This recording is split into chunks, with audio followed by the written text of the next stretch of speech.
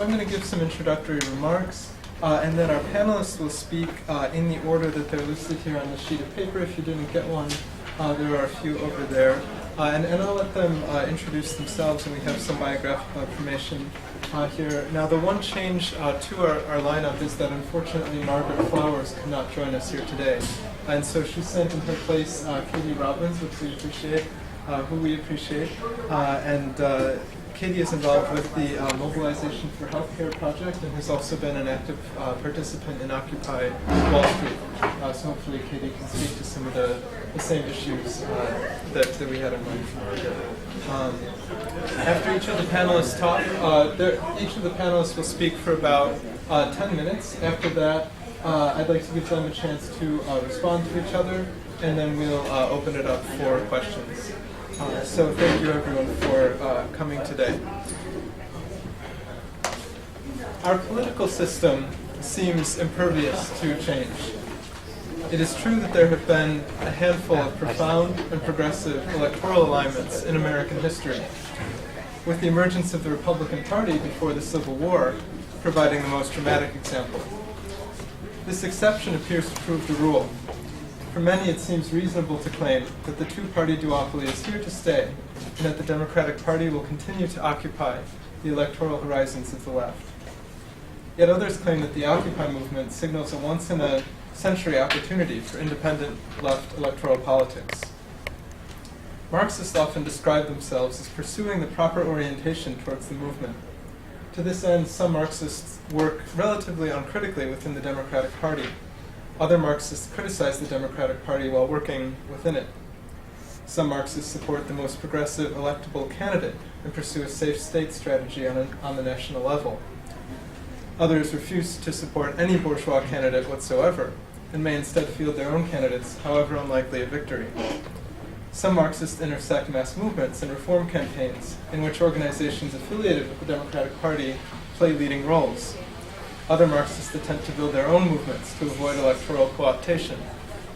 Each of these strategies relies not only on an assessment of political possibilities in the present, but also on a specific historical and theoretical tradition which informs present practice. In other words, if you scratch the surface of electoral disagreements on the left, you will disinter the often sectarian fragmentation of Marxism in the 20th century. Yesterday I attended a panel titled Party Building and Organizing on the Left, in which this history of fragmentation was on full display, despite occasional gestures towards electoral unity. Can we describe organized labor as trapped in a long and barren marriage within the Democratic Party? What is the significance of the defeat of the Wallace campaign in 1948? Was the SDS correct to go half the way with LBJ? How should we assess the electoral consequences of various identity-based movements? What lessons should we draw from the failure of the Labour Party after the year 2000, or the failure of the Green Party in 2004? Answers to these questions now cut widely across older sectarian labels like Marxism, Leninism, Trotskyism, and democratic socialism. So the purpose of this panel can be condensed into one question. What electoral strategy should a given leftist pursue in the present, if any, and why? This question easily spills over into others. What is an electoral party for? Should reforms be pursued through electoral politics? And if so, why and how? What lessons can be drawn from co-optation and isolation? How should we digest electoral accomplishments and failures on the left in the past? On what grounds could electoral work be judged as worthwhile or successful today? So in hopes of exploring these questions, we've assembled the panel here today. And with that, I would like to invite Katie to begin. Thanks so much. I found out about this panel about an hour ago and have been furiously studying the questions and thinking about my response. But Margaret Flowers asked me to participate, and Margaret and I met, I think we had met briefly before this, but we were arrested together in the Senate Finance Committee when we were standing up to say, hey, why don't we have some folks talk about single-payer healthcare in the healthcare debate? And one by one, doctors and nurses were arrested, including Margaret and myself. I'm not a healthcare worker. I'm an activist and organizer. I work with Healthcare Now, which is the sister organization to Physicians for a National Health Program, which was founded to support single-payer national healthcare. and now I'm active with a group here at Occupy Wall Street called Healthcare for the 99%. And recently I've been thinking a lot about that period of time, the national healthcare debate, and where the Democratic Party was leading up to the election of Barack Obama and their positions on healthcare, and how quickly that really changed, and how powerless a lot of people felt in the single-payer movement to really make an impact on the position of Democrats that had been on record supporting single-payer for years, leading up to this moment when they would have the majority in the Senate and the House, and also a Democrat in the White House. Now, single-payer advocates like myself, we weren't expecting exactly, the miraculous passage of a national healthcare system that would meet all of our demands to make healthcare a right and a public good. But we did think we would be invited to be part of the debate, mainly because of all the organizing that had gone on going into that moment. We had resolutions passed through major national faith groups, the United Methodist Church, the Presbyterian Church, the Episcopal Church. We had hundreds of labor unions, local, nationals, internationals, signed on to HR 676. We had really a dedicated coalition of the largest nurses union, now known as National Nurses United, along with PNHP and Healthcare Now, and we were told again and again that we didn't have a seat at the table if we were going to talk about single-payer healthcare. It was like the wall went up. The president was elected, and suddenly there was this. Instead of looking at the options that were being presented by a people's movement for healthcare reform, there was this new idea that had come out of seemingly nowhere called the public option. And we were being told by a lot of folks who are in organizations and unions much more closely affiliated to the Democratic Party that single payer is not politically possible. There's really not that much support for it, despite the majority of doctors, nurses, and the public being on record in favor of it. And that people really want, what they really want is a choice between a public insurance program and a private insurance program. And we were appalled by this comparison of, choice of private insurance or not, when really people want a choice of doctors and hospitals. It's not about who is the middleman between their money and the care that they get. So it reminded me of a quote a friend of mine uses, that the left always bites off less than they can chew. And that's how I really felt with the public option debate. And watching the process so closely, it was clear that President Obama had actually, dealed away the public option very early on, despite the groups that were out there, doing some organizing around that policy position. He was not going to include it in the final piece of legislation. And the groups that fell under the sort of liberal umbrella of healthcare advocacy organizations, Healthcare for America Now, so similar to our name, Healthcare Now, which was also very frustrating. They were told at one point that because they had access to the White House, they had a seat at the table, they thought they were involved in this whole process. When the Senate bill came out, the Senate healthcare bill was written by the Vice President of Communications, former Vice President of Communications at WellPoint, which is the largest health insurance company in the country. They were told that if they were to lobby against the Senate bill, which didn't include the public option, their major organizing position, that they would lose their seat at the table. That they could Rahm Emanuel said we can no longer have access to the White House, and so they were crippled. They, by not lobbying or opposing really egregious things in the Senate bill, and by thinking that their seat at the table, the White House, was so important, they just essentially silenced themselves, and there was no room besides the single-payer folks like myself that were in the streets getting arrested and doing other things. There really wasn't a voice for what the people really wanted. So I know that Margaret and I really shared this moment, this organizing moment, and feeling the need for greater independence from the Democratic Party. There's a lot of folks that want to keep going through the same process of getting Democrats to sign on to legislation. And that's one organizing tactic. We need to look at what an independent movement will bring in regards to all the social needs like healthcare and many others.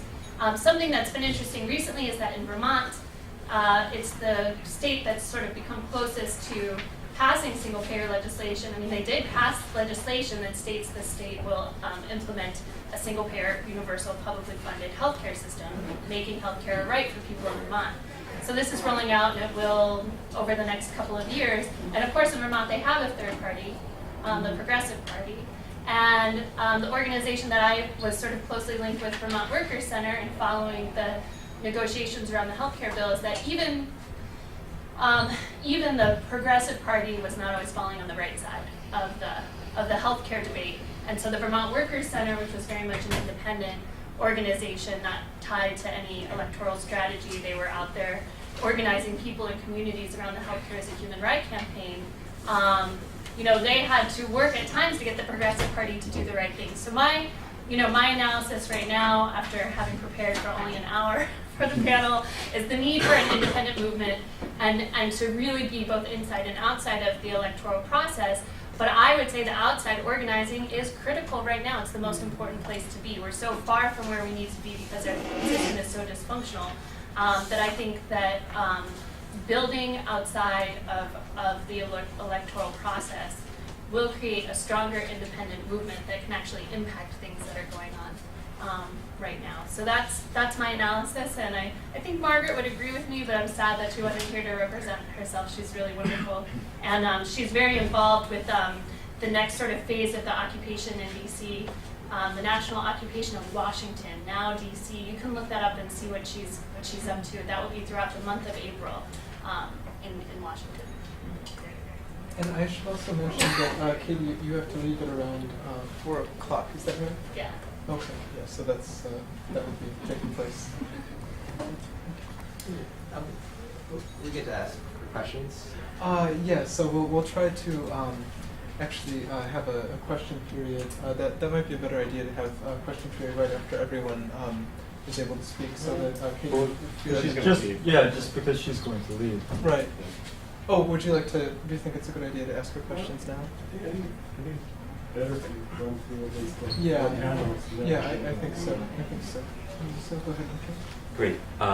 So my name is Nikhil. I'm an editor of a journal called N+1, which is a literary journal of the left. I should start with a sort of disclaimer, which is that I'm not a party activist, or that is a third-party activist, nor a scholar of third parties. To the extent that I am an activist, I'm a labor activist. I work for a union called Unite Here, for which I do volunteer research, specifically Local 274 in Philadelphia. And just as maybe as a kind of caution, that union was the first national union to endorse Obama in 2008, and we're now part of the AFL-CIO, which recently endorsed Obama. So I am compromised in that sense, at least through my organizational affiliation. But what I've been working on, as I mentioned there, is I'm writing a book at present about the history of white-collar work and office design in the United States. And what I'd like to do today, and maybe this would be helpful, is to raise the question that comes up all the time, the question of a labor party in the United States, in light of the white collarization of the American workforce and what it means to think about labor as predominantly white collar. And as the third party problem, it's often been the lack of U.S. labor parties has been raised a million times. One of the most obvious and kind of annoying features of U.S. party exceptionalism, one of the most intensely discussed. And so my contribution is I would like to think about what it means to reconsider the idea of labor in the present moment. A laboring population, the white-collar laboring population, is one that doesn't often figure in the minds of either organized labor or labor historians. And it's one for whom the word worker, or even working class, is rarely employed, the white-collar work. White-collarization, the problem, as I would like to call it, of the collar line, has long been an issue, and not to say a problem. of party politics. The Mechanics' Free Press, one of the nation's first labor union newspapers based in Philadelphia, advocated the creation of a workers' party, partly for the interests of workers, but partly to counteract what it saw as, quote, the lawyer-led major parties in the United States. So there's already a sense that professionals had captured party organizations in the United States, and a workers' party was necessary then. They did start one, of course, the Working Men's Party in Philadelphia, which lasted a few years. Over 100 years later, the encroaching dominance of the white-collar work in American labor prompted the sociologist C. Wright Mills to inquire into the potential political orientation of this new unknown quantity. Mills' prognosis about white-collar worker was scathing, posing to himself the question as to who white-collar workers would support politically in the future. His response was, whoever is winning. For Mills, white-collar workers were defined essentially by a kind of class unconsciousness. He did consider them all middle class, and there's a debate about what class white-collar workers occupy, whether they occupy contradictory classifications, but we talk about that later. They were defined by a class unconsciousness, a sort of willingness to accept their position as dependents. Little men, he called them cheerful robots. They adhered to an American ideology that nonetheless held that men could be entrepreneurial within the office, that one could rise inevitably, as we say today, from the cubicle to the corner office. So white-collar work was always sort of defined by a kind of meritocratic ideology. And for Mills, this was absurd, contrary to fact, but this also defined the nature of any kind of white-collar politics. Mills nonetheless believed at the time that white-collar workers would unionize. Of course, this wrongness meant that his predictions about white-collar politics wouldn't hold, and moreover that he couldn't predict the dynamics of the Democratic Party, which was at the time where labor worked with, the party labor worked with. For as much as labor still inhabits the imaginary of the party base, the true fact of the matter is that the base has now been white-collarized. There is an old narrative, and I just want to discuss what happened in the 1970s when it seemed like there was a kind of change in white-collarization of the Democratic Party and what this might mean when you think about a labor party. There is an old narrative according to which the Democratic Party shifted in its orientation under the helm of a new professional managerial class. The kind of key figure of this is Gary Hart, called the Atari Democrat, they used to call it. And regardless of the truth of this narrative, I think there is a kind of a hidden history in which what was in fact a labor orientation of the Democratic Party, at least towards organized labor at the time, and also the pressure of social movements and rank and file pressure of workers on their own unions, how that began to create an environment that was in fact amenable to white-collar unionization. For example, the Democratic Party began to push substantial legislation. A guaranteed national income came up, OSHA, and a bill for full employment. The latter two did pass, of course, although OSHA's been gutted to a degree. Full employment was compromised at the time. And at the same time, I think it's no coincidence that, or as the Soviets used to say, it's no accident, comrades, that many of the professionals began to organize unions. Besides the tidal wave of public sector worker organizing designed to protect the dignity of street-level bureaucracy, there was also organizing flight attendants, telephone operators, professors, retail clerks, and white-collar service employees. White-collar work, which had long been seen to have been organized on meritocratic or managerial lines, began to exhibit features of solidarity it had long disregarded. There was also an intellectual effort, I think. The writer Marxist Harry Braverman produced an excellent, the classic book, Labor and Monopoly Capital, which was mainly about the degradation of manual work, but it found it necessary to also inquire into the degradation of clerical work at the same time, and to consider proletarianization of white-collar work as an issue. White-collar workers were included in Stubbs Terkel's volume, Working, and then completely outside the United States, it's important to note that in European countries, white-collar work also began to be organized in Italy, where the Communist Party had not included white-collar workers as subjects of its party, a journal, the magazine, the newspaper, Il Manifesto, began to argue against this position and argue for including white-collar workers within the Communist Party platform. This is part of a larger expansion of the notion of work in the 1970s. For example, the expansion of work to include reproductive labor as a form of labor. Nonetheless, meritocracy, as we know, as an ideology, reasserted itself in white-collar circles in the 1980s. The theories of how the new class was making the middle class even more left of center proliferated. The fact that solidarity as a principle was not part of this left-wing orientation among white-collar workers meant that what developed instead of a kind of unionization among white-collar workers was a kind of left meritocracy, a phrase which may in fact be a contradiction of terms. But nonetheless, in the 70s, there was a kind of contested period when professionals began to see, rather than meritocracy, see unionization and solidarity as a principle. And so, even though the Democratic Party was in fact co-opted by a different strand of professionals, there was a point at which it at least seemed different, and we can argue whether that was illusory altogether. And I think the question facing a Labor Party today, and this is a sort of a problem of the existing Labor Party that goes by that name, is in fact the inability to acknowledge the mass of ununionized white-collar workers who may in fact be proletarians. I would like to sort of end on a different note, which is the question of abstention, which I will leave open. And it didn't really come up in the introductory remarks, but I hope we'll discuss it in general.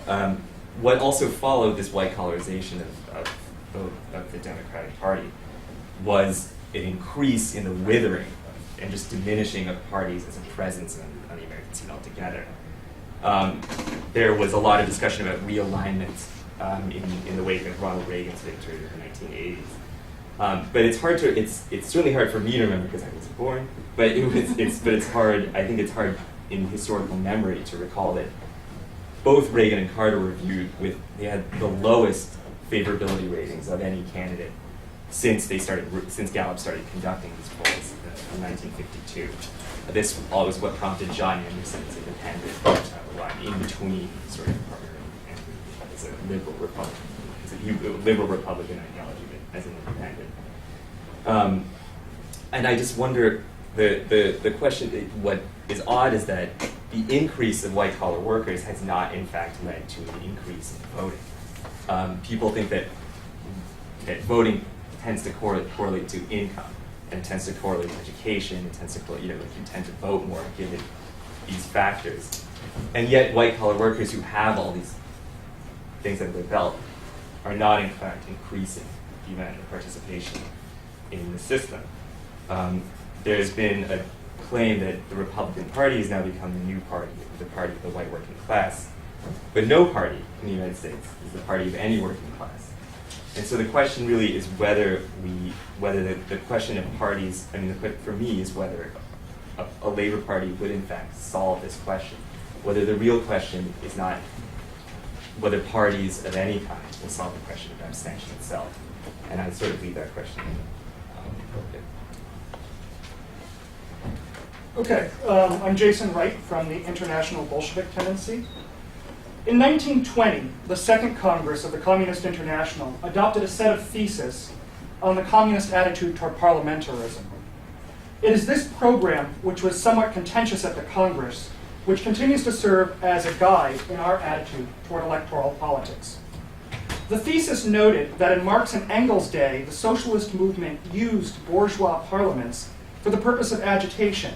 Participation in parliament was considered from the point of view of the development of class consciousness, of awakening the class hostility of the proletariat to the ruling class. This policy was superseded as capitalism and bourgeois democratic nation states acquired stability. The attitude of the Third International was not determined by a new doctrine, but rather by the changed goal of electoral politics itself. Before the imperialist epoch, parliaments had sometimes played a progressive function in the arsenal of developing capitalism, but in the imperialist epoch, the bourgeois governments were reduced to tools for maintaining capitalism through a mixture of falsehood, deceit, and violence.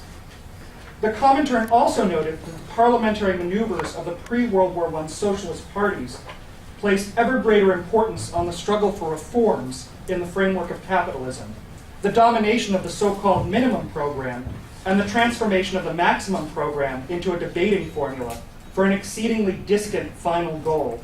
On this basis, then developed the phenomena of parliamentary careerism, of corruption, and of the open or concealed betrayal of the most elementary interests of the working class. The focus shifted from viewing elections as a valuable method of propaganda and education to a method of smoothing off the rough edges of capitalism by winning gradual reforms. Many socialists in elected office became increasingly careerist, justifying opportunist deviations in order to retain their electability.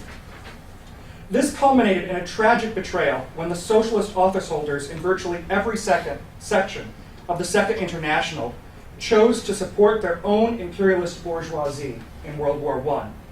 The German communist Karl Liebknecht looms large as an important exception. As a deputy in the Reichstag, he was one of the first socialist representatives to break party discipline and vote against war credits, becoming an international symbol for the struggle against the war. His opposition so threatened the German ruling class that he was stripped of parliamentary immunity and imprisoned. Due to the crisis of the Tsarist government that led to the failed 1905 revolution, even before World War I, the Bolsheviks had grappled with the need for a revolutionary policy in electoral campaigns. In contrast to the reformist electoral tactics of many social democrats, Lenin perceived that election campaigns for the Duma could be used to disseminate revolutionary Marxist program. Lenin played a key role in both organizing the Bolshevik electoral work and advising the cadre elected to the Duma. In order to win the other sections of the Third International to this electoral policy, the Bolsheviks had not only to struggle against the past practice of many leftward-moving social democrats who had been attracted to the banner of the October Revolution, but also against the ultra-leftism of many syndicalist elements who had a healthy revulsion against the opportunism of past socialist forays into electoral politics. Such controversies had not been foreign to the United States, where the industrial workers of the world, the IWW or Wobblies, had rejected political struggle in part as a revulsion of the many municipal Socialist Party members who ran in parochial elections with a minimum program of tinkering reforms, such as installing sewer systems. Lenin's left-wing communism and infantile disorder was composed as a pedagogical intervention against those comrades inclined to throw out the baby with the bathwater by making it a principle to never intervene in the electoral arena. While the right wing of the U.S. Socialist Party were rightly reviled as sewer socialists, Eugene Debs in the left wing of the American Socialist Party offered a different model. Debs ran against Teddy Roosevelt's trust-busting Progressive Party, getting almost 1 million votes. And Debs ran his last campaign in 1920 from a cell after being imprisoned for his opposition to the First World War. But even the most principled elements of the pre-Leninist American socialism, like De Leon and Debs, never entirely managed to transcend the social democratic conception of founding a party of the whole class that would grow large enough and powerful enough to take over the state apparatus. Lenin's conception was influenced by the mature development of Marxist thought, as he noted in his State and Revolution. Quote, "The only correction Marx thought it necessary to make to the Communist Manifesto, he made on the basis of the revolutionary experience of the Paris Commune. The last preface to the new German edition of the Communist Manifesto, signed by both its authors, is dated June 24, 1872. In this preface, the authors, Karl Marx and Friedrich Engels, say that the program of the Communist Manifesto has in some details become out of date. And they go on to say, one thing especially was proved by the Commune, that the working class cannot simply lay hold of the ready-made state machinery and wield it for its own purposes." Lenin's developing insight into the need for and role of a vanguard party informed the Bolsheviks' electoral tactics, which consisted mainly of making revolutionary propaganda from the platform, denouncing enemies, and breaking the masses from their democratic illusions. The thesis stated, election campaigns should not be carried out in the spirit of the hunt for the maximum number of parliamentary seats, but in the spirit of the revolutionary mobilization of the masses for the slogans of the proletarian revolution. The Comintern also insisted the argument that Parliament is a bourgeois state institution cannot at all be used against participation in the parliamentary struggle. The Communist Party does not enter these institutions in order to carry out organic work there, but in order to help the masses from inside Parliament to break up the state machinery and Parliament itself through action. For example, the activity of Liebknecht in Germany or of the Bolsheviks in the Tsarist Duma. The influence of the Comintern at its best rested on the moral authority of the Bolsheviks as the first revolutionary socialist party to successfully establish a worker state. As the Bolshevik Party degenerated under enormous pressure, the Comintern also became Stalinized, which had a devastating effect on the national sections.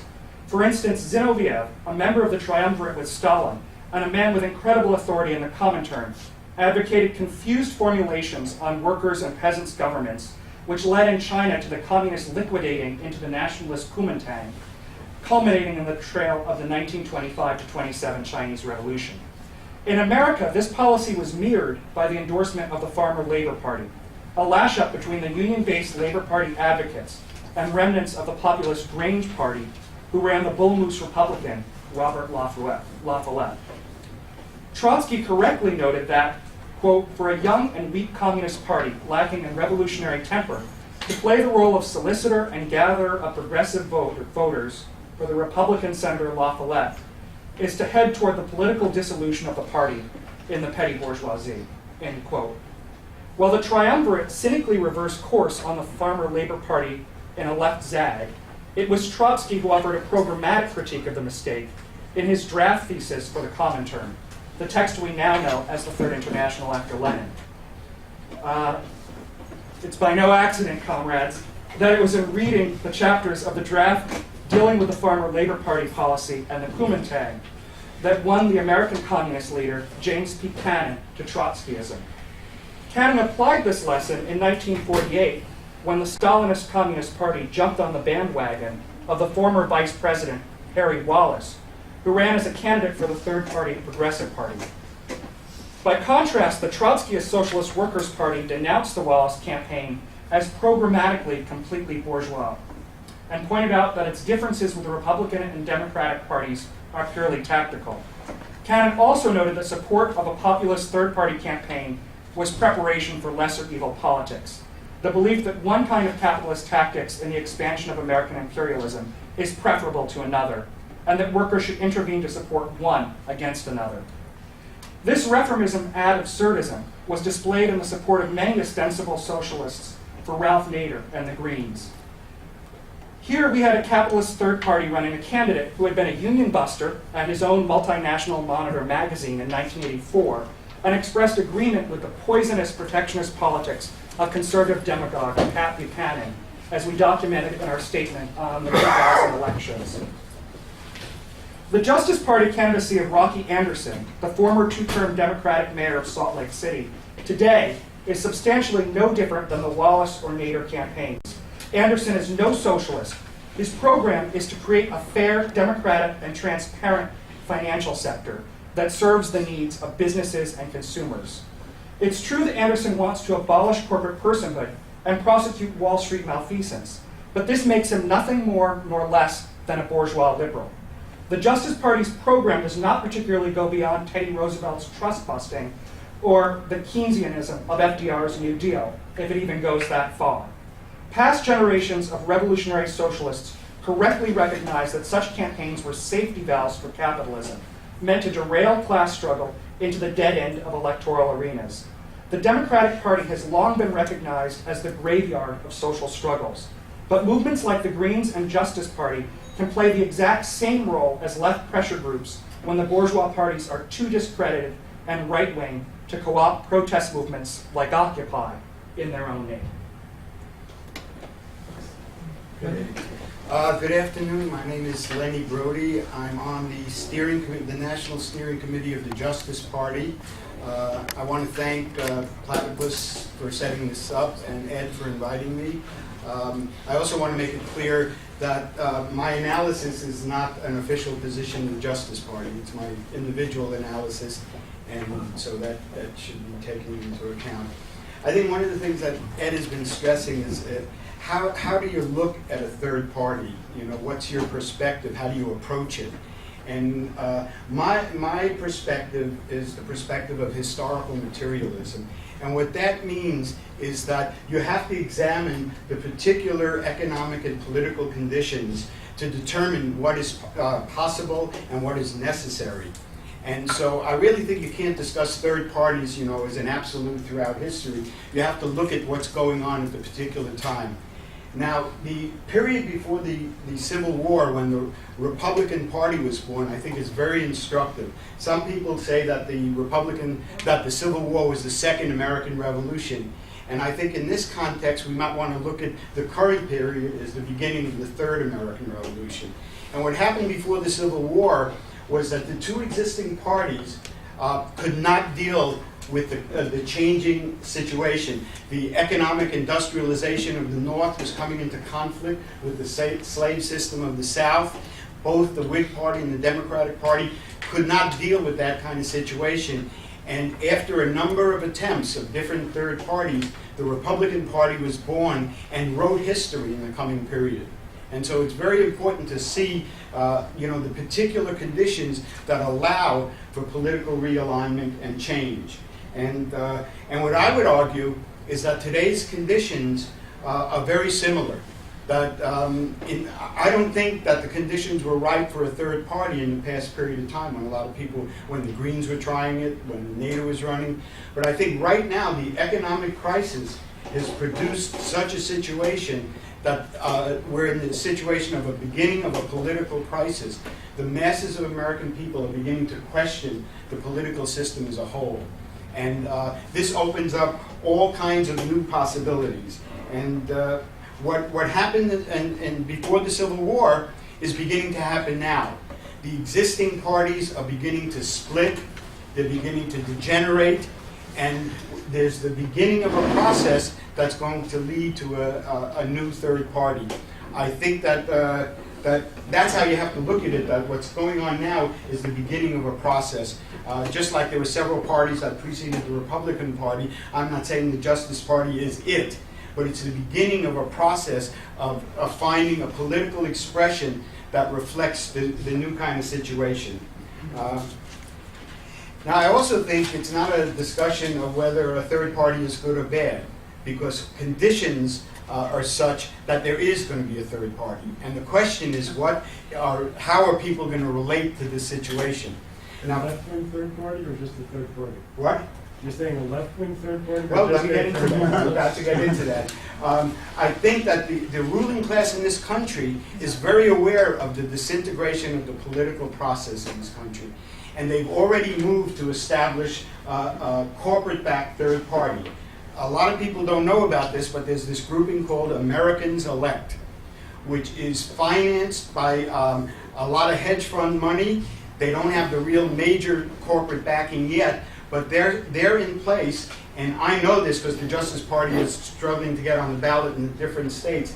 They have millions of dollars behind them. They've gotten on every ballot, every state ballot that has come up as the deadline has come up. There will be a third-party candidate in the next election.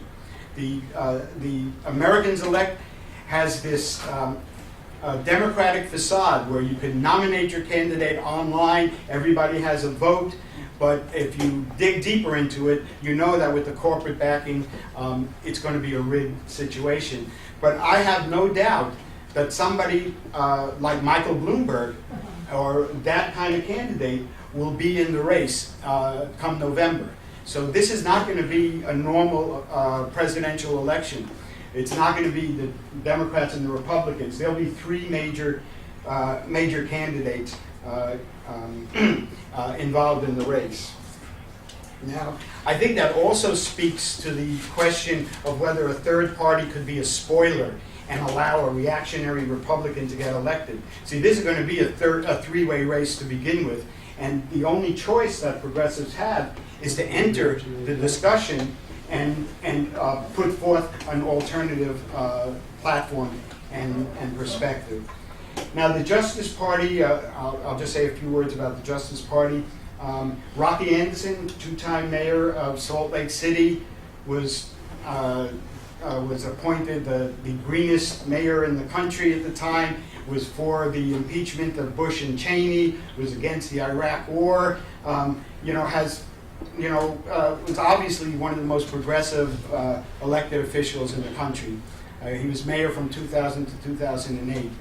He, last summer, just held a press conference, renounced the Democratic Party, called it a spineless, gutless party, and said he could no longer be a member of that party. After a certain number of discussions, some people came together to form the Justice Party, which was born in December of this past year. Obviously, it's a latecomer to wage a serious campaign. We should have started 2 years ago. But the reality is that we have people on the ground in more than 30 states. We're beginning to organize in those states. I don't know if we'll get on the ballot in that many states, but we will be on the ballot in a number of states. And so you can tell that once you involve yourself in this activity, that conditions are changing. That I've been a member of the Progressive Democrats of America for several years.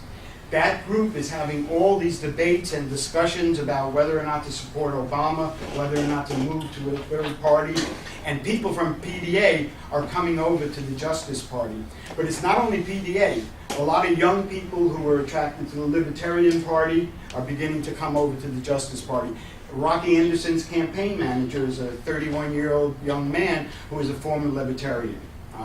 We're finding that not only Democrats and Libertarians, a lot of people from the Green, not a lot, a number of people from the Green Party are beginning to look at things differently and examine what kind of mass party can express the American population's disillusionment with the economic and political situation. And so some Green Party people are coming over. But most importantly, we're getting a lot of people who have never been active in politics before. I live in Chicago right now. Two of the main organizers for the Justice Party in Chicago have never been active politically before. One of the problems is people don't know what they're doing, but the positive thing is there's a lot of energy, and a lot of people are taking a whole new look at electoral politics. They're bringing in different kinds of people, and the new conditions are really producing new forms of struggle. I think it's really clear that the Occupy movement and the Justice Party were born out of these new conditions. These are different kinds of groupings that have never existed before. And people have to look at the new situation and determine what role they want to play. Now, I want to speak real briefly to the question of the Workers' Party. Let me see what I have a few minutes. I want to give you a chance to answer some questions. But I think certain groupings, especially left-wing people, always talk about you got to have a Workers' Party. You got to have a Workers' Party. These mass third parties are not real socialist parties. They're not real workers' parties. And I think a key aspect of understanding the situation is to understand the dialectical process, and that things unfold in stages, and every process has a beginning and has an end, and you got to know what stage you're involved in. And it's clear to me that to talk and organize about a Workers' Party at this point is premature. I mean, the established unions are tied to the Democratic Party. The old mass organizations are tied to the Democratic Party. And at this stage of development, the key goal of progressives and revolutionaries, whatever you want to call yourself, is to break the hold of the Democratic Party on the masses of people. And the way to do that is to develop a party that has a real alternative program and is able to expose these two parties of the ruling class. And so I think in order to see how this process is going to unfold, you have to determine what you're trying to do in the current stage to lay the basis for a future stage. I believe we need a Workers' Party.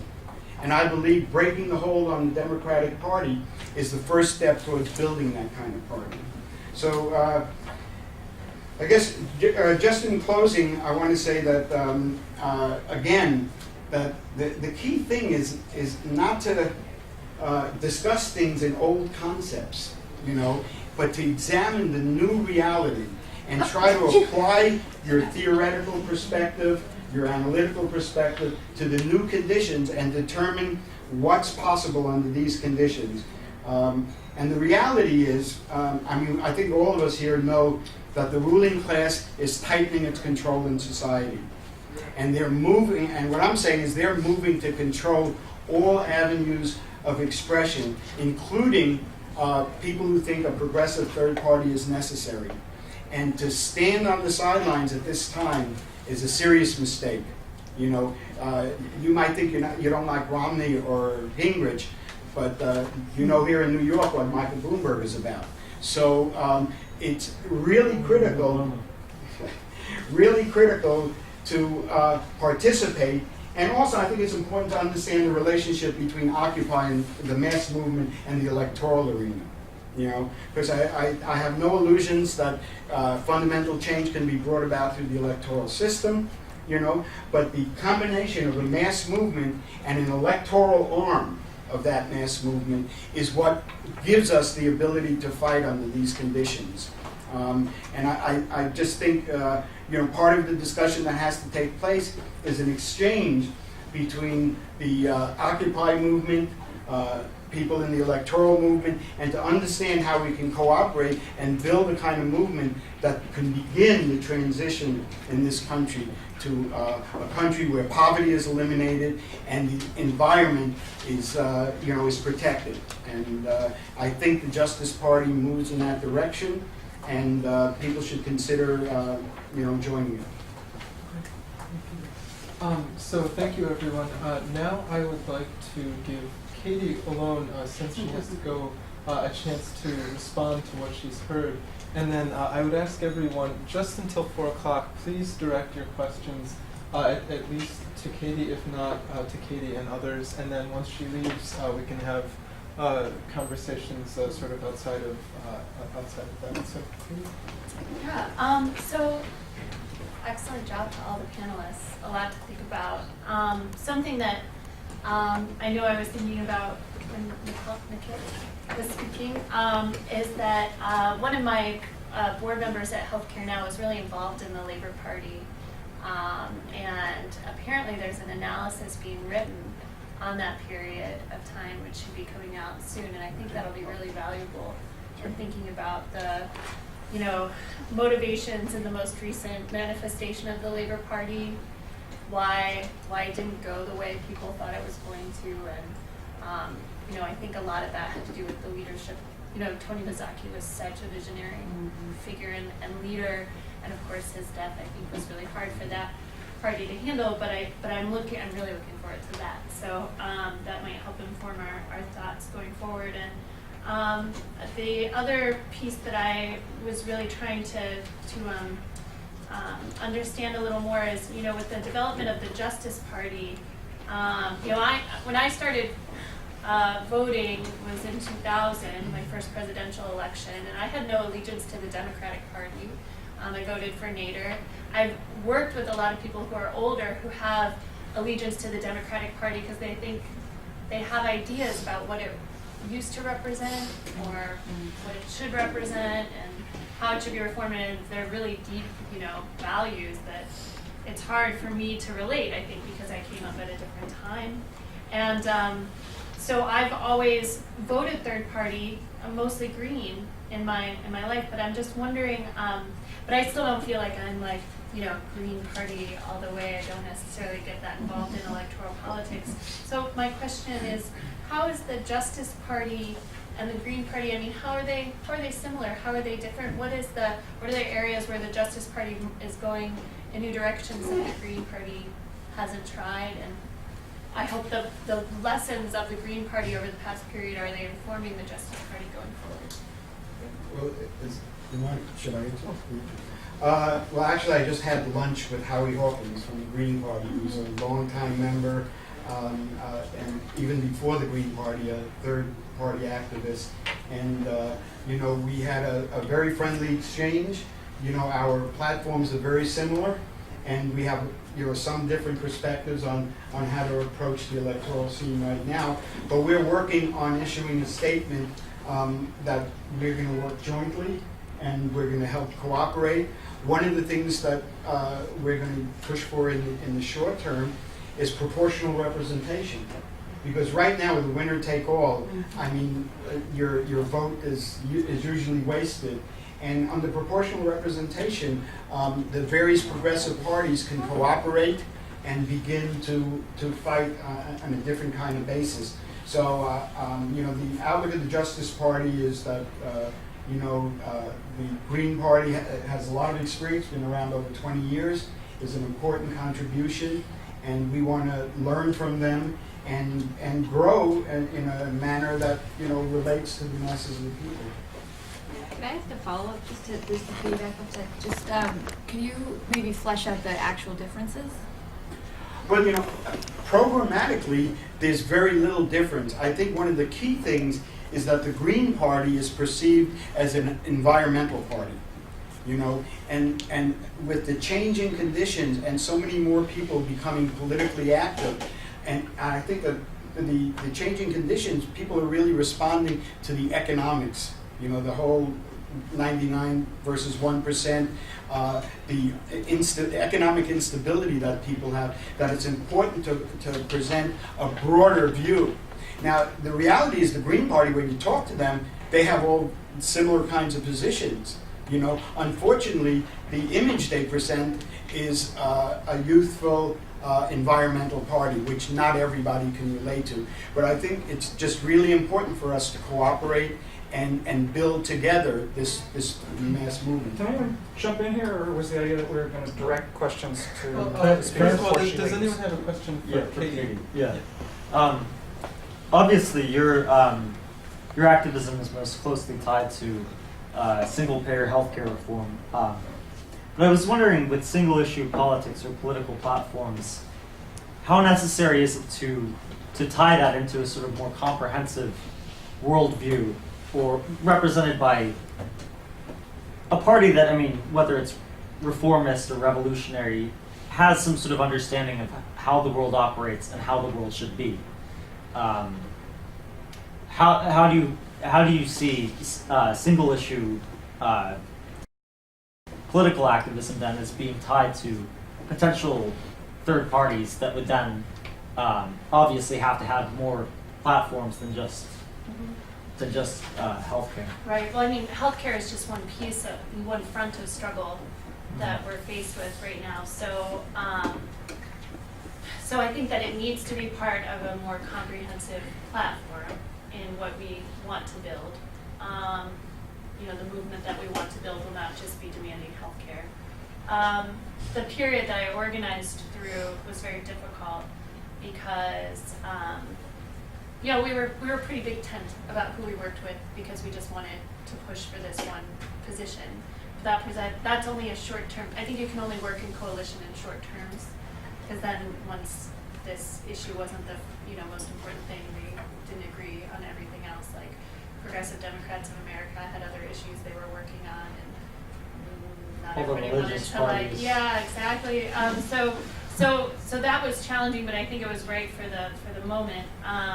And I think that healthcare in particular can be a big piece of building the independent movement we want to see, because it so directly relates to the experiences people are having.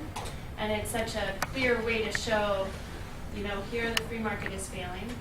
You know, we want to make healthcare a public good. This will have a direct transformation on your life, being able to afford and access necessary healthcare. So I think that it remains a really important piece to building and organizing what we hope to see in the future. Just to follow this just briefly, I mean, what about a party that would potentially adopt a platform on healthcare that would be something you would endorse, but whose other policies might, or proposed policies, are abhorrent? Well, like the Green Party, does endorse single payer, and I agree with them on most of their other positions, right? So for me, it's not so much do we agree, but how are we going to organize to build political power to make real change. Interesting. I mean, first of all, one thing that obviously strikes me here is the split of the three people who seem to be speaking one language. Jason Wright is speaking completely different. And I sort of wanted to address that because I actually am probably most sympathetic to the kind of position like Jason Wright is coming from.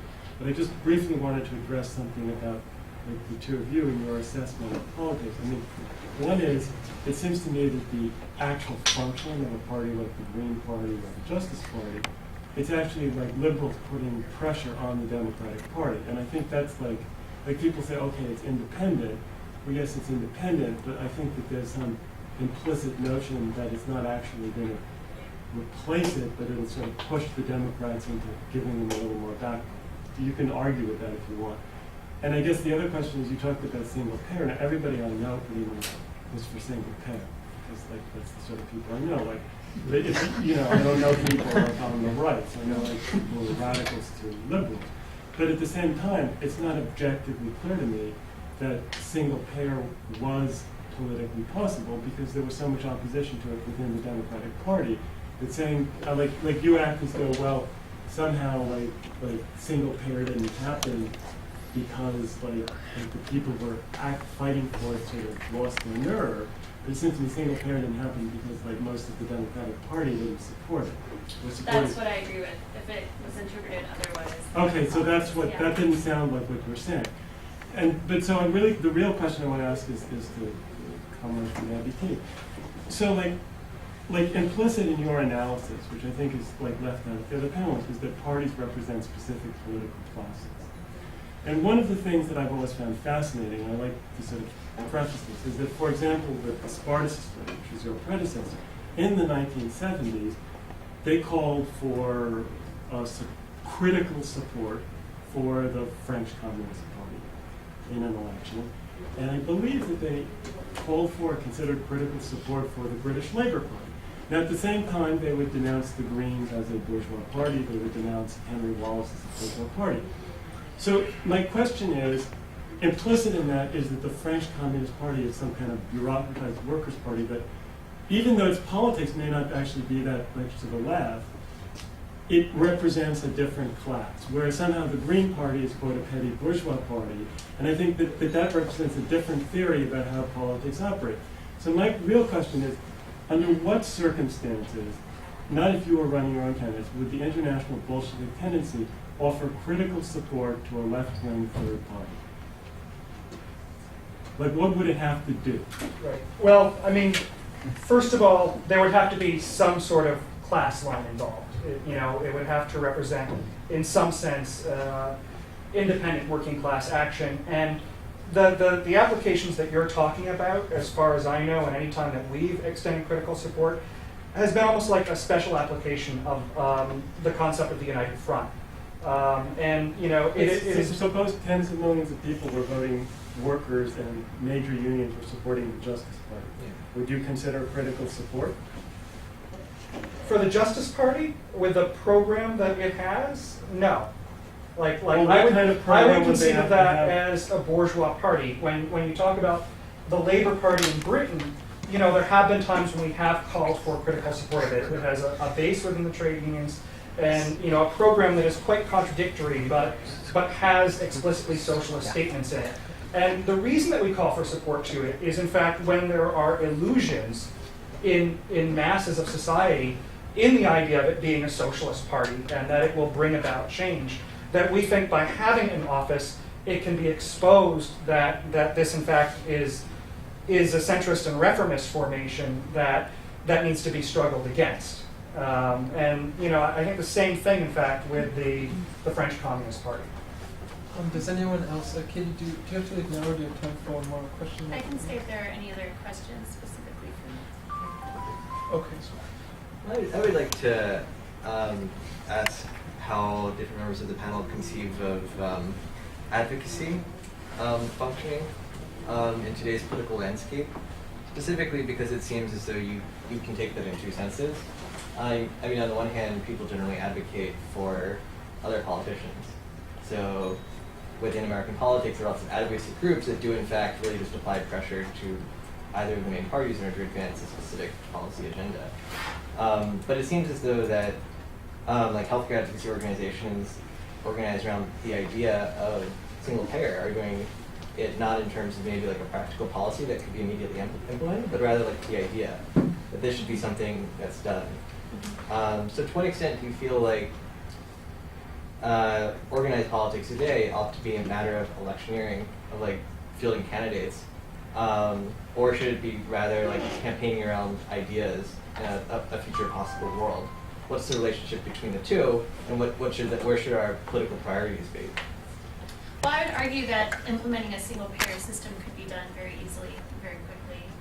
We have Medicare, we could simply expand it. But who would do it? Well, the federal government can decide who's eligible for Medicare. When Medicare passed in 1965, the vision was that it would pretty quickly be expanded to a larger portion of the population, and that just stalled. You know, probably similar, in parallel with how movement stalled in this country. But the So, obstacle was the absence of support within. so right now we're watching Vermont implement single-payer healthcare, and we're learning lessons about the policy side to it.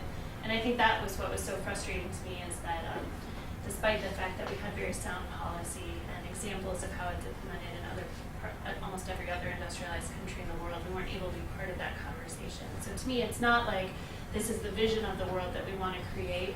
That's part of what we do. That's part of what inspires me to be involved in this work. But it's also that it's very sound policy that could actually be implemented tomorrow. Believing that Obama is evil, as I do, how are you going to get on the debating panel? How are you going to be able to debate? And that's the only way because you have no money. Nobody has any money, except the one party, the Democrat and the Republican. It's just only one party. So how are you going to get on the debate? The League of Women Voters have been taken off. You want to say anything more? No, I'm good. Thanks for the opportunity to speak. Anyone else?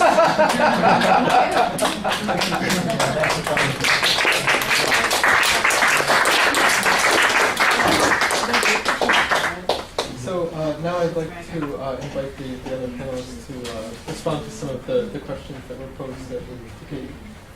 Do you have any thoughts? So I just wanted to rate this. I wonder if we should read this. I was wondering when we had this panel was proposed whether the question before us was not in fact third parties as such, but proportional representation, which was raised. I mean, and this ties into this sense of advocacy. And I don't necessarily have an answer, but it does seem like that actually is an example of where parties and advocacy are coherent, they coincide, because it should be uncontroversial for any one of the non-major parties anyone who decides the Democrats and the Republicans to support proportional representation. That's not even a left issue at this point. I mean, it should be. And so I wonder. I kind of have this question for Mr. Brody, whether how much that is the issue and not you. I mean, like that it somehow precedes the question of third parties. Although it sounds like they can do both, but I wonder. You're going to flounder unless you get heard. Okay, well, I guess I just wanted to address some of the things that were said. And, in the U.S., it seems clear to me that what we have are two right-of-center parties. I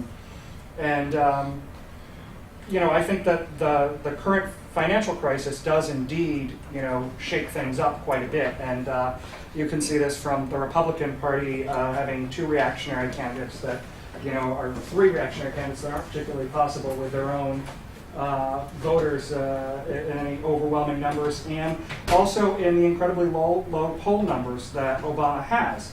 And, I certainly think that, it is premature to talk about forming a mass, workers' party of some sort as well.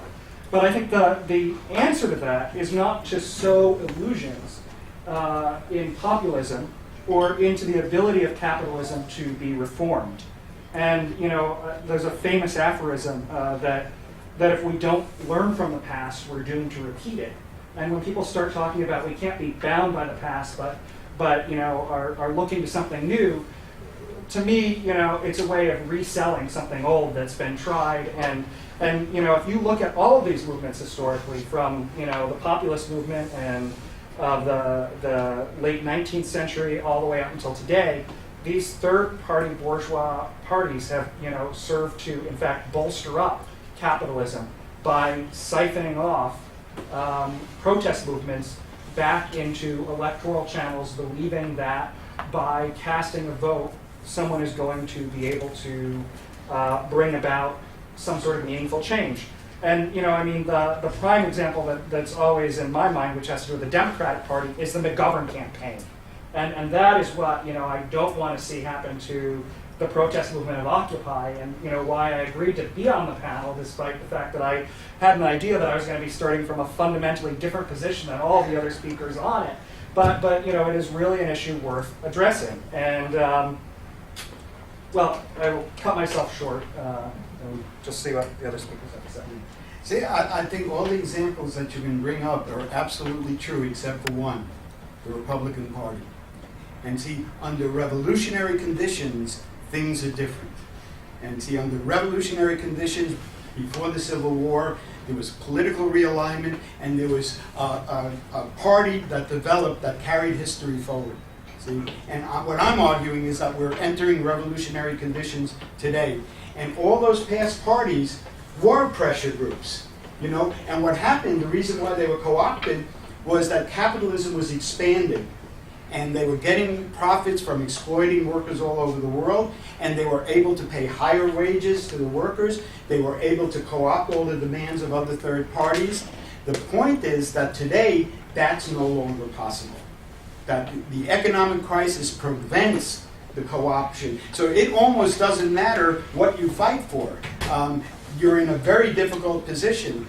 In fact, you know, one of the things to consider, and well, I think in terms of this advocacy question, I think we have to, you know, fight for all these issues, have a platform, and demand them, whether it's proportional representation or single payer, and fight for those things. But we have to discuss the forces we're up against, you know.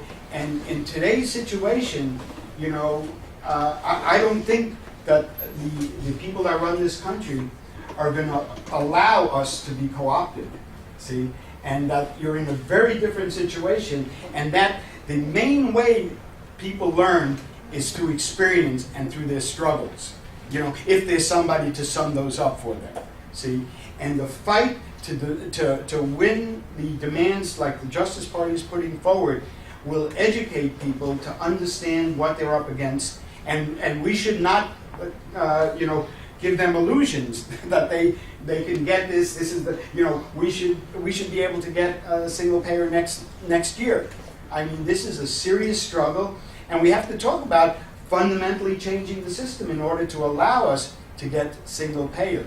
So I think that's, again, it's you know, it's not a matter of casting aside. Hang on, casting aside, you know, the lessons of the past, but rather applying the fundamentals of philosophy to how societies change.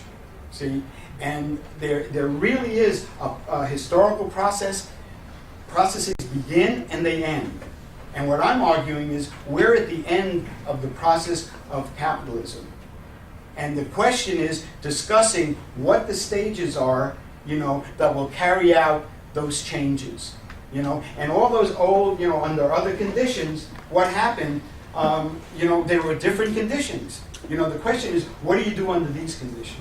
So, Nikhil, I'm wondering, you've heard two very distinct perspectives here. As a thoughtful observer of the Occupy movement, do you agree with the sort of Republican Party 1850s comparison that a third party could be more than a pressure group today, uniquely in history? Or are you sort of concerned that any sort of third party would just siphon off the Occupy movement into another dead end? How do you make sense of that? My sense of Occupy is that, I mean, I could be, you know, these sort of prognostications are pretty have a limited value. But I think that it's unlikely I mean, Occupy in fact never captured a large portion of people who were actually occupying. I mean, the sympathetic people were larger, but I think that a majority of them would not, in fact, are not disinterested in party politics. I think that would, and that could change. I mean, it's possible that the Justice Party or another party would in fact raise that interest. But I think a continuing disaffection and abstention, I think, is going to be. It remains the case. I would guess that we have some pretty high rates of abstention this year, regardless of the number of parties available. But I could be wrong. Just a follow-up question to what you were saying. I heard you say that present conditions are revolutionary. Is that right? And I would like you to further explain on that. And also, what about the present economic crisis makes co-option of such revolutionary sentiment impossible? Well, I think if you look at the economic crisis and how it's been unfolding in the recent period, it's real clear the only thing that's prevented a major depression has been waves of financial speculation and credit expansion that's been propping up the economy. And it's been clear each recession, the recovery has been slower. And if you look beyond what's going on superficially, you can see that there's a fundamental crisis in capitalism worldwide, and that is the growing technology that's replacing workers is making it impossible for the working class to buy back the products that are being produced. And that contradiction, the more capitalism develops, the more the technology develops, the fewer workers there are. It's an irresolvable crisis.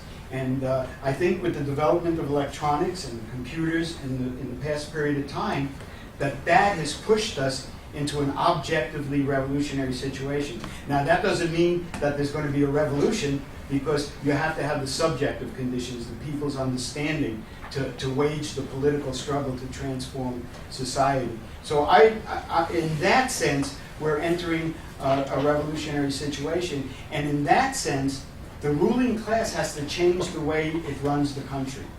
The old two parties that co-opted everything and that confused people, that didn't work with the Occupy movement. It burst through the media control and the ruling class control, and again, that's going to happen. And so we're in the kind of situation where it's up to people who want fundamental social transformation to begin really figuring out what to do and what's the path forward to transforming the country. Yes, sir. Thank you so much. I really have to speak to you, sir. I'm the chairman of the John Brown Society. I went after Bill Fletcher this morning for being a leader of Progressive for Obama. We have a Yankee Stadium, we have a Yankee Stadium full of political opportunists in the United States who have a theory of pressure on the capitalist system. I've studied the history of the Civil War backwards and forwards, the history of the radical Republicans. The reason that slavery was overthrown and the Republicans became a revolutionary force is because of the intransigence of my vicious pro-slavery ancestors. Lincoln was so bad, and Lerone Bennett wrote a brilliant book called Forced into Glory, where he deals with that. Lincoln supported hanging John Brown. He liked minstrel shows. He projected slavery going forward beyond 1900. He even tried to pull a compensated emancipation scheme during the war. It was the intransigence of the Confederacy and the pressure from the left-wing Republicans and the independent people who had supported John Brown and supported Garrison, who were suspicious of the Republicans, that forced the hand of Lincoln. Lincoln and Franklin D. Roosevelt are the two core focal points of class collaborationist political opportunism in the United States. The question I've got for Jason Wright of the IBT is, I think, a very important question because it speaks to this gentleman's earlier point.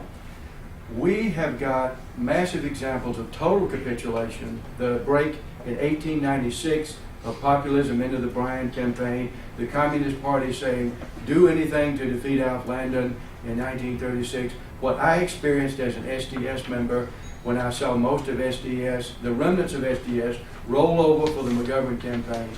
But we've had lots of other stuff going on in the United States. Small third-party movements who are pressures on the Democratic Party, but don't represent mass social struggle. And I think it's a very sophisticated and interesting question I'd like you to speak to as to how the far left should relate to those type of organizations like the Greens and parties smaller than the Greens. Thank you. Well, I think that the intervention, whatever form it takes, of revolutionaries into political struggles and campaigns has to be on what advances class struggle. So the opposition to Nader that we forcefully had, or to the Greens, was to break illusions from that. By the same way, when we support or give critical electoral support to something like a Labor Party under certain circumstances, that is also with an eye on what advances the cause of the class struggle, and it is not to silence our own voice or liquidate our own role.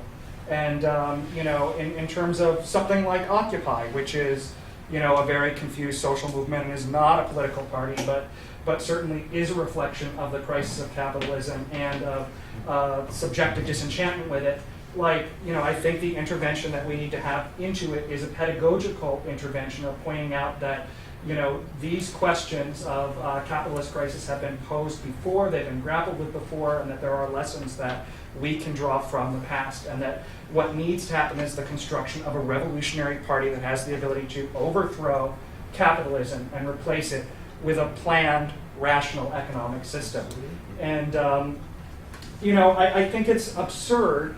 I just wanted to get a chance to comment on something, to compare the situation today to the situation of the U.S. Civil War.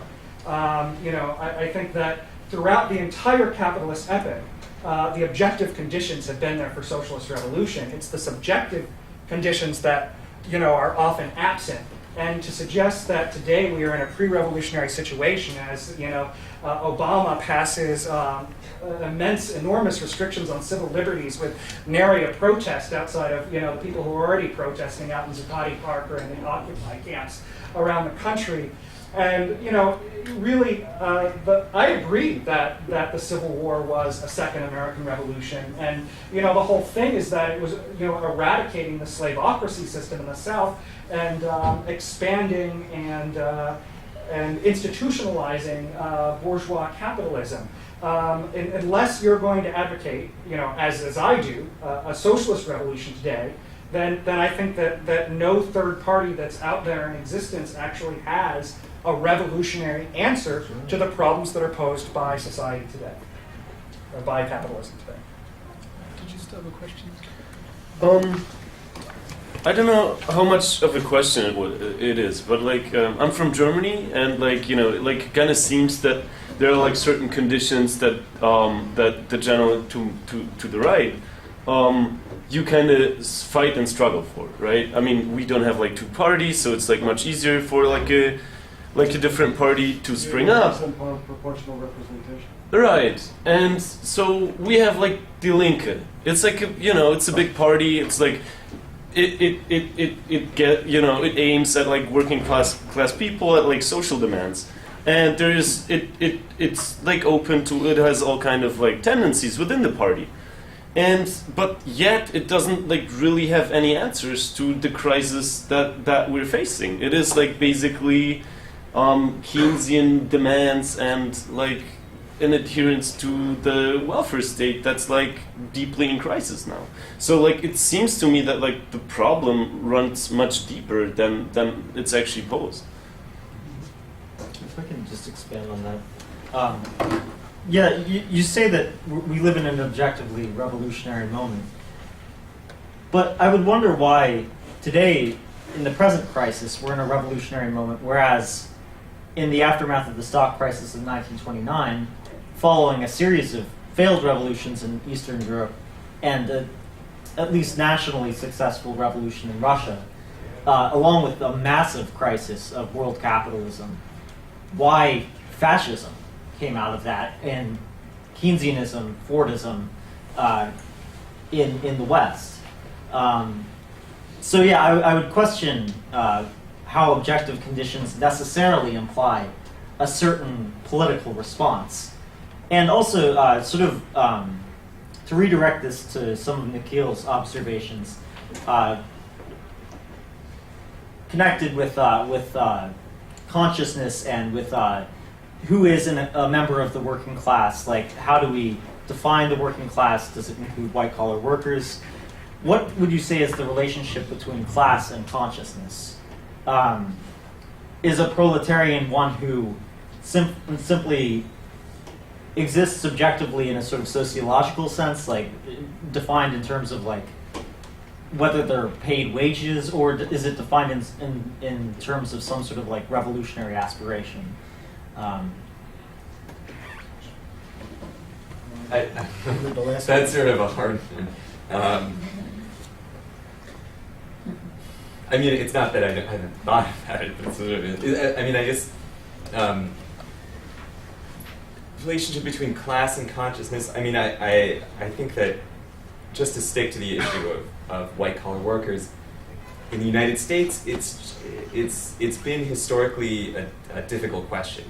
Mainly, I'd say it's been governed by a kind of, to speak very schematically, a kind of compromise located in the white-collar workplace, in offices. And this has been instituted design-wise, even. I mean, you just see this by the notion of it was, for example, an innovation to put bosses and workers on the same floors in the mid-century. So that gave you a psychological identification that wasn't possible before, and that was in response to masses of discontent in the white-collar workplace earlier. And this is a sort of recurring cycle in like when consciousness does seem to develop. The .com era was another up to the bust following the recession of the early 90s, which really affected white-collar workers. There was, there would just be this growth, in a sense, of certain white-collar workers recognizing themselves as, if not necessarily working class, not going to make it. They're not going to be bourgeoisie, and so it tends to coincide, at least in white-collar work, with moments of crisis. They can even extend beyond the moment of crisis, like even into the .com era, when things seemed pretty good for a lot of people. It actually there was still quite a lot of discontent in white-collar workplaces. I mean, there's cultural evidence of this, like films like Office Space, but just actually quite an excellent example of this. But also like Intel employees would start blogs called Face Intel, where they would protest their condition. There was lots of evidence of sabotage, and, like these things happened. It wasn't necessarily on a mass scale, but it was. So that seems to be, I guess that's how I would answer that. That helps. Yeah, but does class sort of necessarily entail a certain revolutionary ideology? Because, it's often been observed that in terms of playing to the sort of irrationality of class consciousness, the right is often proved much more effective in terms of like redirecting otherwise potentially revolutionary class ideology. Well, can I just say that in the issue that you raised earlier of Germany and the Nazis coming to power, that's organically connected, as far as I'm concerned, to the failure of the German revolutions, which was itself connected to the degeneration of the Comintern and the bad guidance and the hindrance that the parties in Germany had. And there was a revolutionary opportunity first that was lost, and when that was lost, it resulted in both the German ruling class being willing to bankroll fascist thugs and see them as a viable alternative, even if it meant, some risk to themselves, which it did. It was not their preferred form of government. And also the disillusion of a number of the masses in the socialist parties and the Communist Party who were willing to support fascism. I mean, there were certainly, while we mainly considered a petty bourgeois movement, there were disillusioned workers who became a part of the base of fascism. In the United States, in 1929, after the Great Depression, you certainly had a retreat by the working class because of the austerity, but eventually you had ferment again, and that's exemplified in 1934 by the three great strikes: the Toledo Auto Strike, the Minneapolis strike of the Teamsters, which was led by Trotskyists, and the Longshore strikes on the West Coast that were led by the Stalinized CP. And to counteract that example, I think, is where you begin to get things like the New Deal and pushing Keynesianism as sort of the U.S. answer to the role that the social democratic countries, played in Western Europe. The third way. I wanted to answer the question from the German comrade. I think that the topic of this panel is the third party, and I think it's really important not to oppose an organization of revolutionaries to an object of development of a third party. See, I'm not arguing that we don't need an organization of revolutionaries. I think we do. The question is, what is the objective situation and the environment within which we're functioning? And so the discussion is about third parties, not about whether we need an organization of revolutionaries. So that's one thing. I think the other thing is I don't think it was correct to say that capitalism entered its final stage in 1917. The reality of the situation is that the economic development of capitalism grew tremendously, and unless you understand that, you don't understand Roosevelt. See, the ability of the New Deal and the co-optation of the trade union movement in the 50s was based on the exploitation of the international working class. The super profits from around the world is what allowed Keynesianism to operate. So it's a situation with capitalism developing worldwide and growing, and so it hadn't reached the limits of its development. And what I'm arguing is that today that situation is different. That capitalism has reached its limits of development, it can no longer co-opt, and that you have to understand the different kinds of conditions. And so that left party in Germany may or may not be a good expression of the mass movement, but it's doomed to failure without an organization of revolutionaries. And the same thing in the United States. If you allow the Justice Party to go forward with no revolutionaries, it will become a tool of the ruling class. So what I'm arguing is, what do you do today? Do you sit on the sidelines and analyze and say, this is what we need, this is wrong, this is not perfect, or do you jump into the struggle? See, I agree that, it wasn't just the Republican Party that brought upon the Civil War, but the abolitionists split, and a certain section went political, a certain section continued their agitation, and that whole environment is what allowed for a revolutionary situation to develop on the basis of the economic contradictions that existed. And the key thing is to look at how capitalism didn't continue from 1917 to now just because of Communist Party mistakes. There were plenty of Communist Party mistakes, but there was also certain conditions and developments that obviously capitalism had room to grow. Can I specify my question? Sure. Because I think I'm just not sure what you're arguing, how like a third party would help in that process. I mean, just like from I don't want to be too simplistic and just like compare the situation, but like all I'm saying is that like it seems that like those kind of conditions that you tend to struggle for here in the U.S. are actually in place in Germany, and yet it doesn't help in any way. And that's like my question, like, so, it's like, of course, I mean, the question is like, you can't send to the sign lights, but the question is, what do you do and how does that help? And like, my kind of like reaction is like, is that like the right thing to do? Because like, I mean, I look at Germany and there's like nothing. Like, is that like really the root of like the problem, or like the inability and the limitations of like today? Mm-hmm. Right. Yeah, well, I agree. I'm not sure whether that left party is a genuine third party. What I'm saying is that the majority of the people are becoming disillusioned and looking for a political expression. And that's going to grow something. And the question is there a revolutionary organization that understands that process and that operates within it and could bring it to a productive conclusion.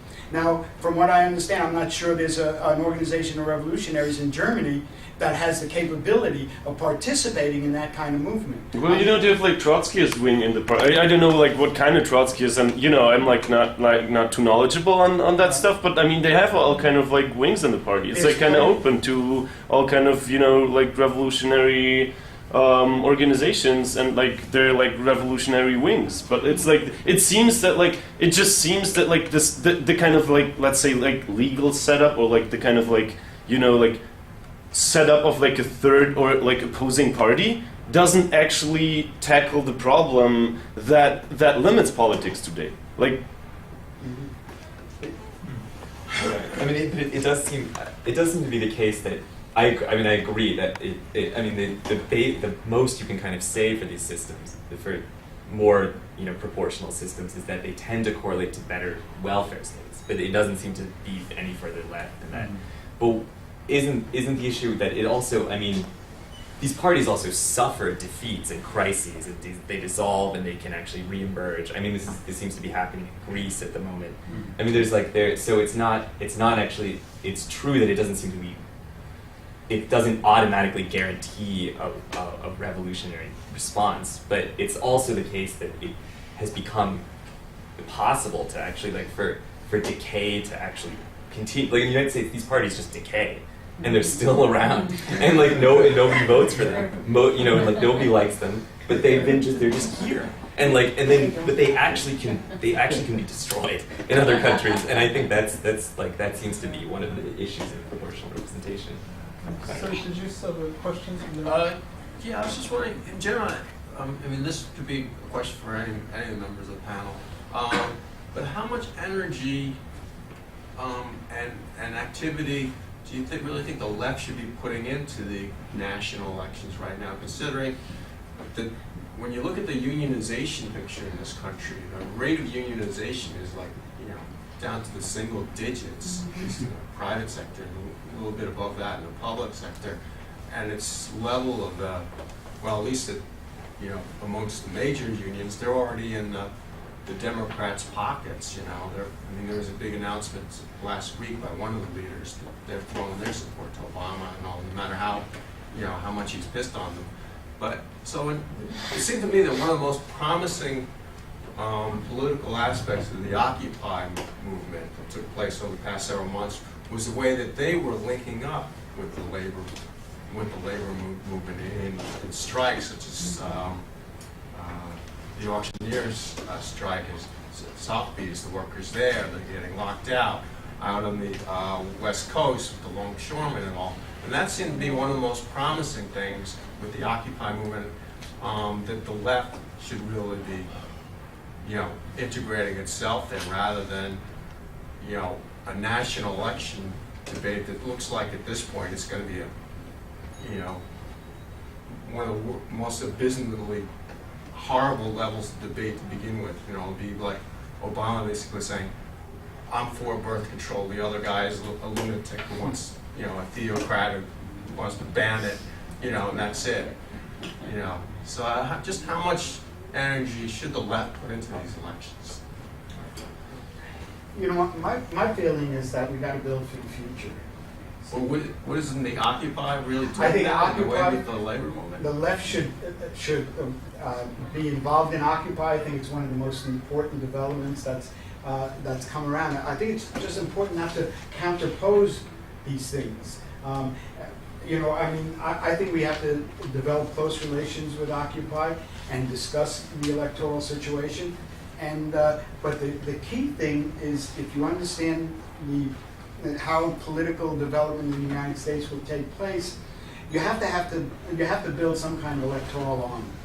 And this is not about the 2012 presidential elections. This is about building an ongoing, permanent electoral arm that can support Occupy, that can express its demands, that can give its demands a platform, And that's the you know, the level of participation is not to run around and we've got to do something about 2012 elections. No, it's building in each of the states a political apparatus that will be around in the coming years that can both support and give voice to Occupy and can build a future movement.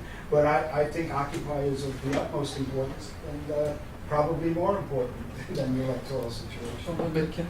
Oh, sure. It does seem to me that these two things are not, are certainly related. I think that one thing that Occupy does by sort of reminding labor of its radical past, so to speak, and forcing it to engage in direct actions that, in fact, it helped pioneer, is that it is potentially. I mean, when we talk about the union supporting the Democrats, I mean, it depends on the union, but it's union leadership and who will declare support for the Democratic Party, and it's also the same leadership that can often be timid about direct action and timid about the sort of actions that unions can take.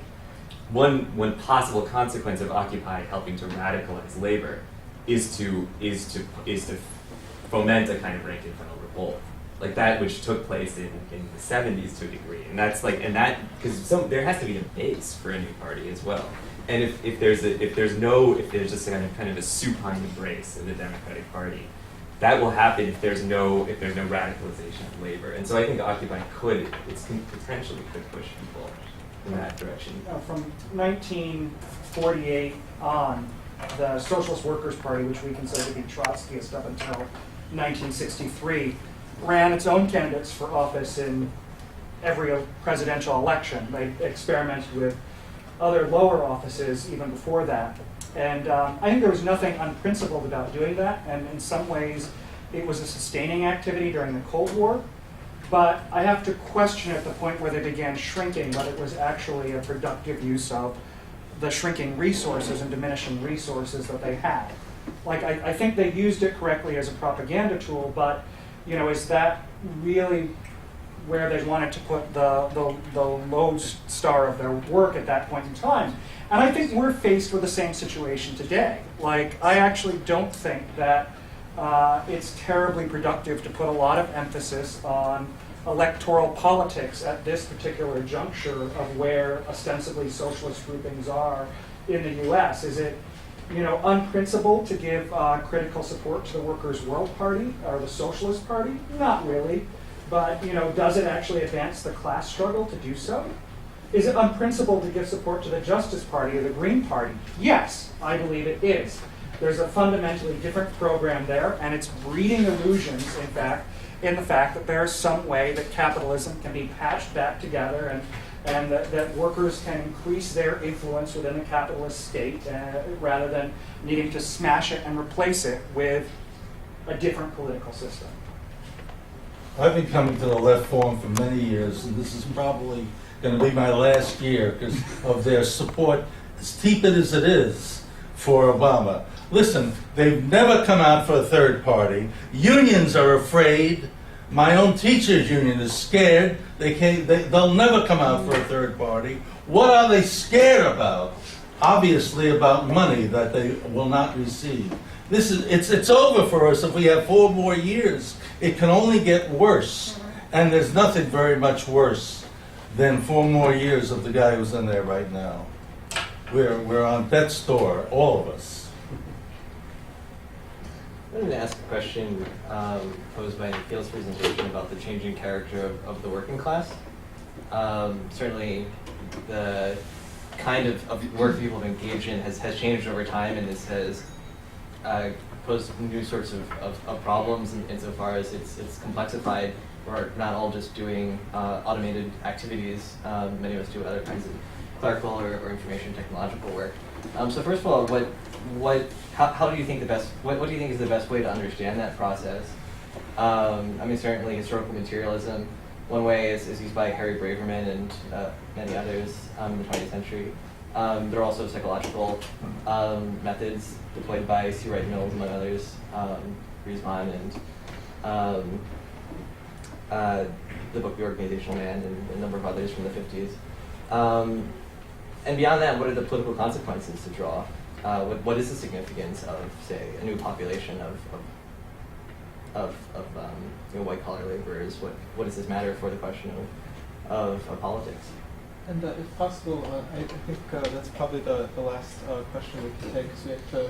And I Did you want to the quickly? very first question, which is, I think I know what the panel will say, but suppose that Rick Santorum were the Republican nominee and Obama's the Democrat.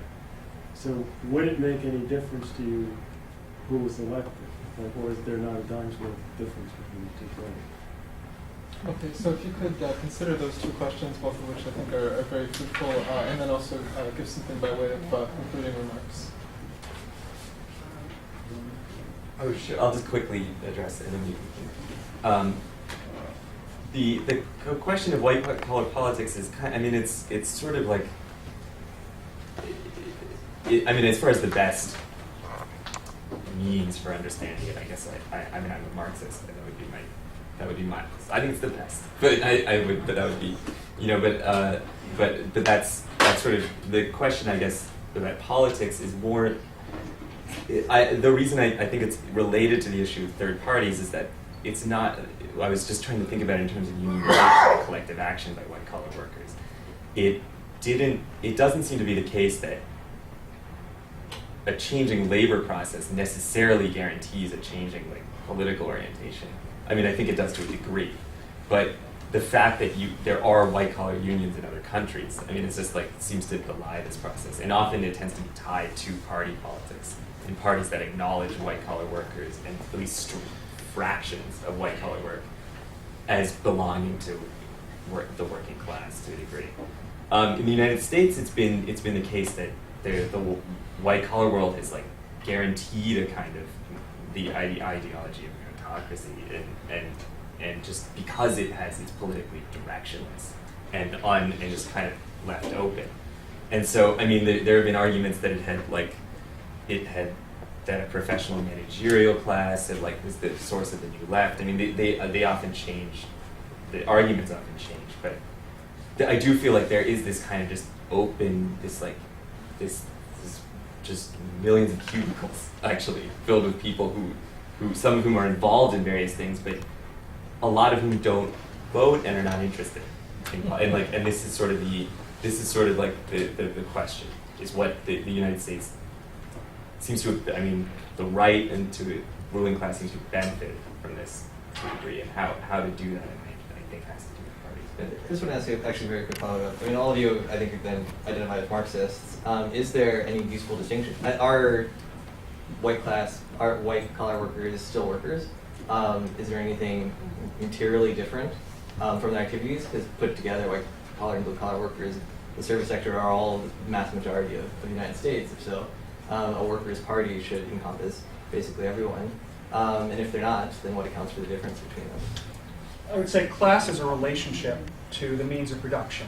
And I think talking about white collar can be a bit of a misnomer and can be hard to sort through because, you can have a file clerk who is very much a member of the working class, or, you can be talking about potentially, depending on how somebody's using the term, an attorney or a doctor who, has acquired certain skills that they're essentially selling and, in many ways are middle class. And then, on the other hand, there's also the question of class consciousness separate from class. And, I think that being determines consciousness. And as a member of a white-collar union myself in the public sector, I know there's a lot of false consciousness and a lot of identification of being a government worker with the idea of the government. But as things like Wisconsin shows, under the attacks and under the austerity, that consciousness can change very quickly. So I do think that there's productive union work to be done, and I do think that there's class struggle possible in those unions. The problem that it always runs up against on some level, of course, is, in talking about making a working class revolution, is what are the strategic industries? And there has been a deindustrialization in the US, but there still are key strategic industries. There still are ports that move items in and out. There still is heavy production. There still are things that can be shut down that very directly counterpose workers' power to the power of the capitalist ruling class. And if we had real revolutionary trade union work going on, one of the things that it would need to overcome is the nationalism, the union bureaucracy itself, which despite having paper internationals, see themselves as stopping at the borders of the country, at the borders of the nation state. Like, these jobs are in fact going somewhere, and to the degree to which, the union bureaucracy pushes protectionism and American workers to identify as having interests counterposed to workers in Mexico or in other, undeveloped countries, rather than class solidarity with them and the unions going across international borders, that's an obstacle that needs to be overcome. And then finally, not a dime's worth of difference. I think one thing that's being ignored in this question of white-collar workers, I work for Home Depot, and white-collar work is being automated very, very rapidly.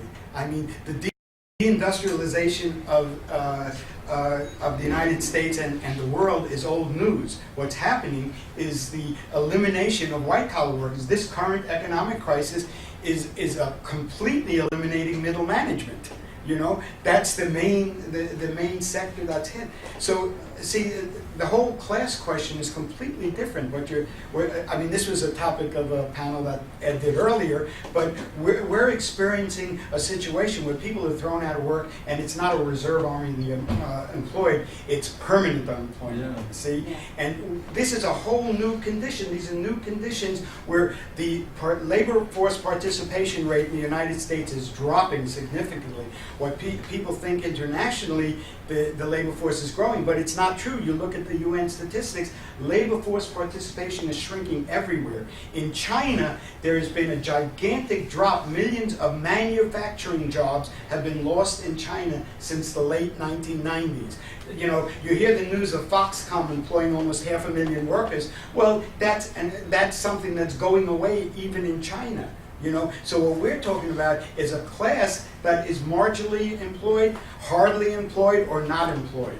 And I know, I work in Home Depot. I see them come and go. I see the old guys who can't get work anymore. Do they still count as proletariat, though? I think they are, but they're a new working, I don't know if you want to call it a new working class or a new proletariat, whatever you want to call it, but the composition is radically different. And to base a strategy on industrial production or even white-collar retail work is to go down a blind alley, because that's not what the working class is today. If you both the other Nikhil, I don't think you answered the question. The Santorum Obama versus Obama. Does it make any difference? I'm really frightened by Obama. The Defense Appropriation Act, which gave them the right to arrest and incarcerate American citizens all over the world, was one thing that was shocking. But Eric Holder just gave a speech that he said the President of the United States has the authority to assassinate U.S. citizens anywhere in the world, and it didn't exclude the United States. The argument that we got to elect Obama just to save the Supreme Court, to keep a liberal majority on the Supreme Court, well, the concentration of executive power today is such that they're doing whatever they want with or without a Supreme Court. And we are in a very, very serious situation, and that's why I think you have to talk about building for the future. And we used to say, if you go into a struggle and come out more organized, even if you didn't win it, that's progress and that's success. And that's what we got to look at. We have to organize ourselves because we're facing a very serious situation. And again, in my mind, to talk about Socialist Workers' Party candidates, Workers' World candidates, that's so marginalized as to be irrelevant. The question is, how do you reach the masses of the people? How do revolutionaries relate to the masses of the people? People make history. People make social change, not isolated groups. We've got to start talking about reality. We're in a very dangerous situation. Nikhil, that's the difference. A dime's worth. I would accept that. But sorry, I kind of couldn't. I agree with what Lenny just said, but I do. I guess I do find differences, and I can. You do find what? Sorry. Differences, or maybe a little bit. But I think it would be I think it would be pretty bad to have, I mean, it's pretty bad to have an Obama presidency. I do think it would be worse to have a Santorum presidency. I don't, but that could be diluted on my part. But I don't, regardless, I think there's something, the kind of, the issue is not, somehow it's not the I'm convinced by this panel that there's this other issue that just like, there's this mass of people who just don't participate, who are not participating in politics. And even participation itself feels pretty meaningless. And this is one of the minimal, amount of participation that we're guaranteed. I mean, this is why Occupy was sort of like this, people found this transformative who participated because there was this sense of this action, like something like a more interesting, at least, democracy going on in the presence of just absolute motives and apathy. And I certainly took more important votes in a few general assemblies than I did ever. And so that's how I would see it. Okay. Well, thank you, everyone. Now let's give a round of applause for our panel.